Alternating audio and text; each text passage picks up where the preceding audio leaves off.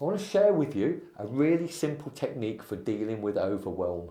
And it's that simple that most people won't do it because they'll hear it, they'll agree with it, wow, that's going to work, and then they think that they've already done it. But it doesn't work like that. Like most things in life, nothing will happen unless you make it happen.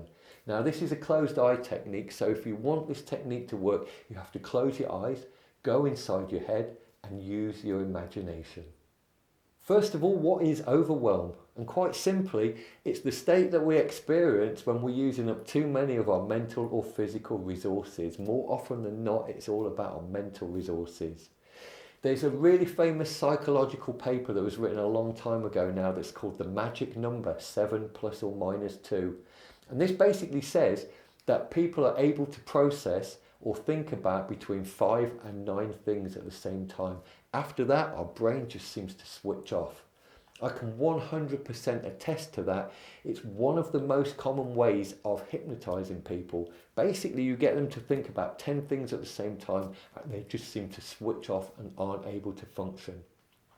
Most of the time, for most people, it's way less than 9 things. Once you start having 4 or 5 things going on inside your head at the same time, for most people, we start to lose our mental capacity round about that point. You probably already know this anyway. You probably already know that if you focus completely on whatever you're doing at that moment with no other distractions, no other interruptions, you probably find that you get things done faster and easier than if you've got lots of things going on in your head at the same time. And it's very easy to talk about in theory, but actually to push all of those things out of your head and just concentrate on the one thing that you're doing can be a little bit tricky, and that's what this technique will help you with. Let me give you a quick analogy. I want to use the analogy of a computer or a tablet or a smartphone. If you have too many documents or too many applications open at the same time, you will use up all of the memory available on that device. You'll use up all of the resources, and the device starts to slow down. That's exactly what happens with our brain. If we give it too many things to do at the same time, we have too many thoughts going on, then we start to lose our ability to think, and that's when overwhelm often starts to happen. Here's what seems to happen in a lot of people's minds when they try and concentrate on something. Now, they might be trying to do a report at work, and while they're doing that report, there's all of these thoughts that are going around with it, thinking about how quickly they need to finish this because they've got something else to do afterwards. And there's a little part of their brain that's thinking about that thing they've got to do afterwards. And they might be thinking about a meeting that they've got to go to at 4 o'clock and how am I going to fit all this in before I get to that meeting? And what they're going to do when they get home. Maybe about picking the kids up on the way home. And perhaps about, I need to make a phone call to book the car in for an MOT. And all of these things are kind of sitting in people's heads. And when you think of it like that, it's obvious to see why it can become difficult to focus on the one task that's in front of you right now. So this technique's really, really simple. I'm going to show you one way to do it. There's so many ways that you can change this and make it your own, and that's when it becomes really, really powerful. So here's how I do it. I just close my eyes and I imagine my computer screen in front of me. And I think about all of the things that are going on in my head at the moment. I just make a note of what they are, which might be the document I'm writing at the moment, the document that I'm going to be working on afterwards, the phone calls that I need to make later, the emails that I need to send, what we're going to have for tea. And I just become aware of what all of those thoughts are.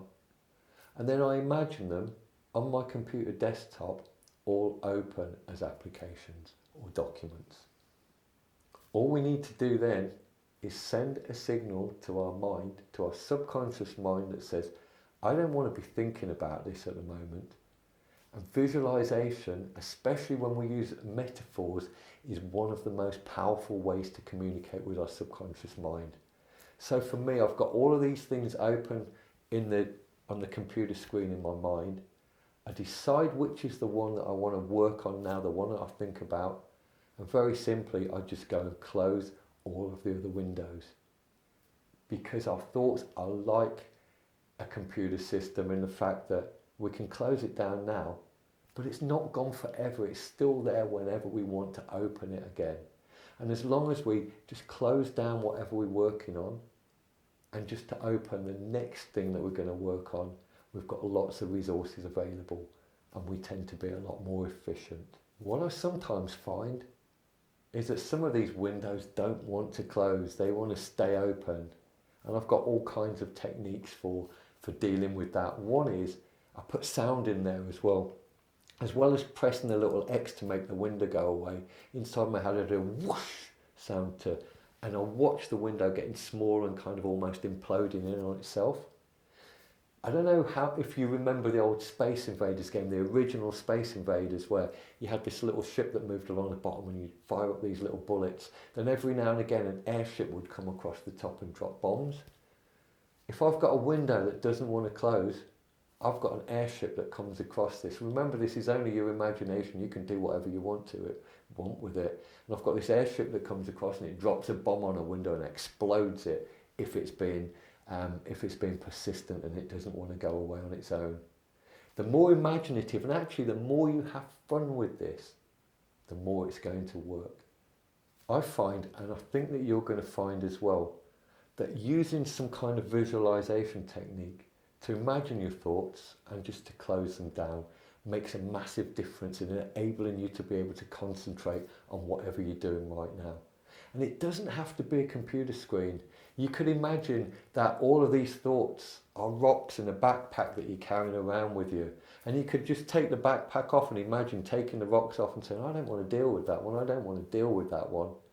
And it's amazing how much lighter you'll feel once you do that. Or you could imagine a piece of paper all over your desk. And if your desk's tidy, how are you ever going to be able to concentrate? So you could imagine doing a quick filing, putting things in a filing cabinet and moving everything off your desk till there's just the one thing that you want to be thinking about now. You could imagine opening up your bag, maybe a handbag, or going in your pockets and finding it full of stuff that you don't need right now. And as long as that stuff's there, it's going to be contributing to the overwhelm. So you could imagine yourself just having a quick sort out of your bag, taking all the things out of there that you don't need and just leaving the one thing that you do need.